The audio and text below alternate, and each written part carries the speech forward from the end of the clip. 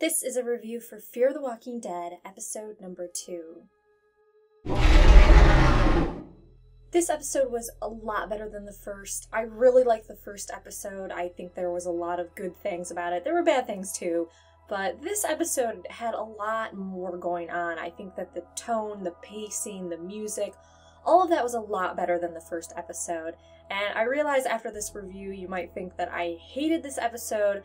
I really didn't, it's just I have some gripes about it. First off, Alicia, we're told that she is a very smart person, and then she walks down the middle of the road with her headphones on, and she heads to Matt's house and finds that her boyfriend has a fever. Maddie finds out she's there, and then Travis, Maddie, and Nick end up heading to Matt's house, and there they discover that Matt is sick, he has a fever, and his parents will be heading back from Las Vegas, I believe that day. I have one major question about Matt's bite, well, maybe a few questions, but when he got bit, why did he not go to the hospital for that? That looks like a really bad wound. We know from The Walking Dead that when you get bit, you don't instantly just go into symptoms. It takes a little bit, and that's from zombies that have decayed quite a bit.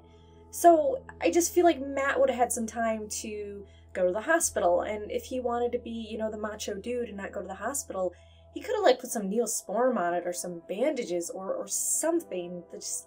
That's a really intense wound just to leave there. I don't believe that he just crawled into bed and was like, oh, I'm gonna lay here now that I got bit. I am happy that Travis did ask him about the bite. I wish he would have asked him a little bit more, like, how did you get the bite? What was the person doing? What were the circumstances? Did they have a bite on them? Did they look wounded? Did it look like they had died? I don't know, I would have fished for a little bit more information, but I understand that they're in panic mode and they don't know what's going on, so they really just wanted to pick up their daughter and just get the hell out of there. So they all head home, and then Travis ends up going back out to get his ex-wife and his son Chris. Chris, oh my god, I said last review I was waiting, I was reserving judgment on him. Dad, I'm part of something! It just was so... I know we've all had our cringy moments, especially when we're teenagers. That was super cringy and just is not helping me like his character at all. Eliza and Travis eventually get Chris, but due to the police killing the zombie homeless man, rioting breaks out and they have to hide in a barber shop. The rioting was alright. I was waiting for somebody to die or turn, and then it just zombies attacking the rioters, the protesters. I think that would have been an awesome scene. I'm happy that Travis was making an effort to explain to his ex-wife about what's going on. She doesn't really understand and she's not believing him, I don't think 100%, but he's making the effort to have a conversation with another adult to let them know what's going on, which is I'm going to talk about with Maddie and her just not even attempting at all. Meanwhile, Maddie heads to the school to get drugs to deal with Nick's withdrawals. I'm really disappointed we didn't get a big school scene. The kids are in school, they're in their classrooms, the teachers are teaching, a zombie gets in, chaos erupts from the principal office, Artie hears the kids screaming, and then it's just a full-blown just zombies going through the halls, just biting people, just like utter chaos. I was gunning for that, but I guess it makes sense that all the kids were sent home since everybody is so sick and just out of it. I was really excited to see Tobias back at the school, getting food to survive the apocalypse. His entire dialogue to Maddie I think was fantastic. He is the doomsday prepper that this show needs. They're gonna attack here first, they're gonna do this first, they're gonna hit this first, you need to do this. I love all his dialogue. I love the Doomsday Prepper character in general, I think is very interesting. So they get the food, Tobias gets his knife back even though it's like this shitty tiny knife, but whatever. And as they're heading out they see Artie the principal and Tobias is ready to just GTFO and Maddie decides that she wants to see Artie.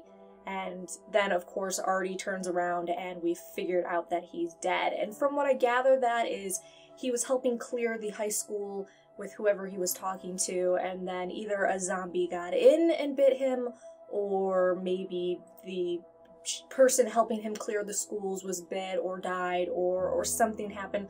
I really wish we would have seen Artie's death. They really could have fit it in the beginning of the episode when he's, you know, on the walkie-talkie saying, okay, this is clear. They could have showed something popping out or him investigating a classroom and it was a student or something that got left over. Something. I would have really enjoyed to see how he ended up dying. Anyways, I thought the inexperience in the scene with Artie trying to eat Tobias was amazing. These people are amateurs. They're like zombie killer noobs. I don't even think you can throw zombie killer in front of it. They're just noobs. And they're going to be inexperienced, and it's going to frustrate us that's used to the pro zombie killers in Walking Dead, watching how agonizingly slow they are to, one, respond, or two, even respond in a way that we think they should, because everything to them is brand new. And I know that Maddie already dealt with a zombie earlier, well, really Nick did, but at this point in the game, it's the beginning, and they're not going to respond as hardcore, this is what I need to do to survive. They still have a lot of their humanity left. They, especially towards people that they know and loved and worked with, their instant response isn't going to be, you're infected now, I'm just going to kill you. That's going to take a while to develop.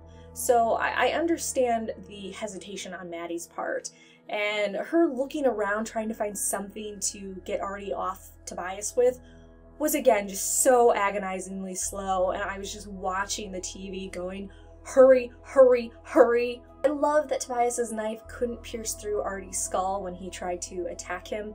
There's probably a few reasons for this. I think first and foremost is Tobias doesn't know how much pressure to use to get through the principal's head. I also think that that knife is really shitty, so it would probably be a bit of a struggle because this is a fresh zombie, this isn't a rotting, decomposed zombie. And Tobias also probably doesn't know where the thinner and thicker parts of the skull are. If he would have thought to go through the eye socket or the ear or something like that, it would have gone a lot better, and that's something our zombie pro killers in The Walking Dead know to do, but these people don't know that yet. It's going to take some hard experience to get into that habit of knowing where to pierce through the skull, or have a big enough knife where it can do that. So Maddie ends up killing Artie, and they end up leaving without the fucking food. I get it. They're panicked. Maddie just killed her friend, and Tobias just saw a zombie in real life in front of him for the first time. Take the freaking food! Like, you just went all through that and you're not gonna take the food? Just grab an armful and run for it. It was right there behind you.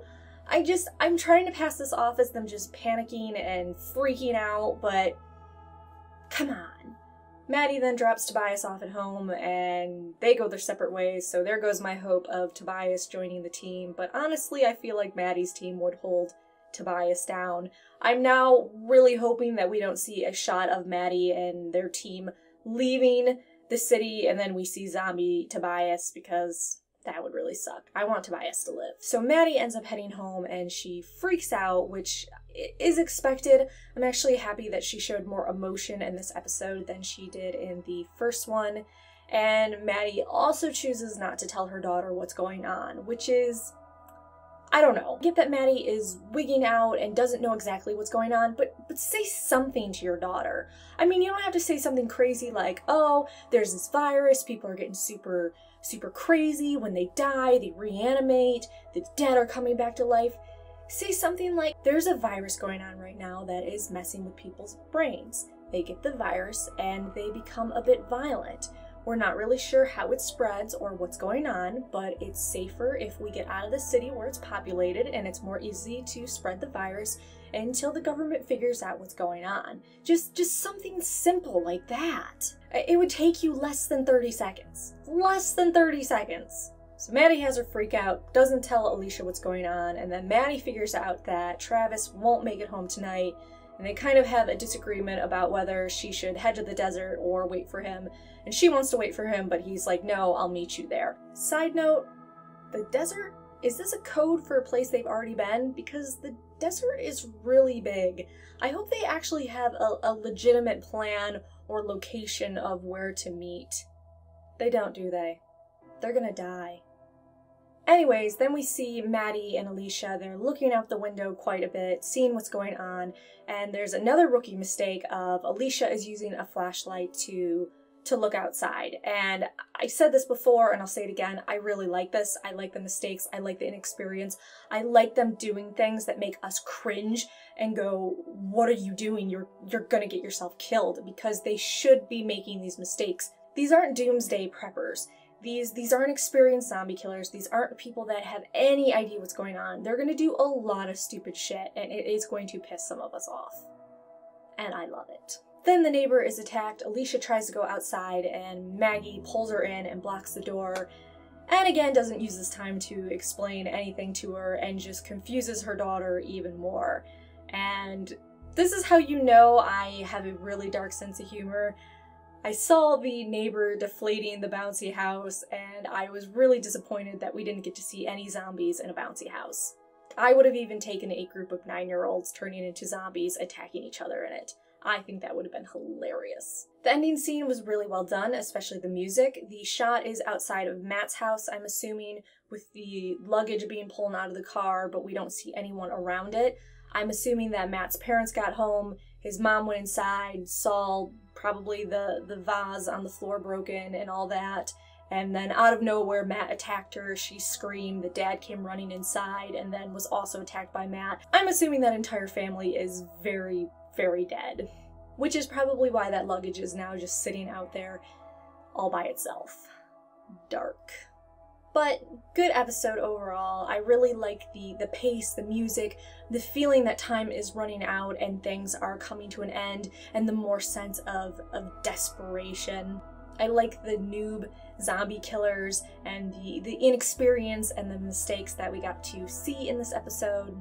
The use of rolling blackouts and cell phones going in and out was also a nice touch. The characters still need better development, but that's something that The Walking Dead has suffered from as well.